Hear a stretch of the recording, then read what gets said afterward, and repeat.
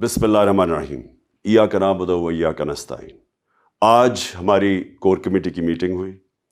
हमने बड़ी तफसील में पूरी तरह डिस्कस किया कि ये जो इस्लामाबाद में हमने कॉल देनी है ये कब देनी है और इसकी नौइयत क्या होगी।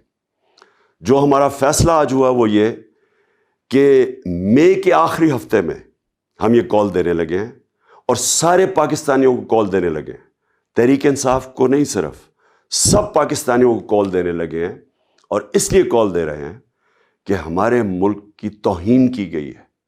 एक बैरून मुल्क साजिश के तहत पाकिस्तान के करप्ट तरीन लोगों को मुल्क पर मुसल्लत किया गया। कैबिनेट में 60% लोग जमानत पे हैं। जो प्राइम मिनिस्टर बना है उसको क्राइम मिनिस्टर कहते हैं। 40 अरब रुपए की इन्होंने FIA और नैब में इनके करप्शन के केसेस हैं। ये मुल्क की तौहीन है।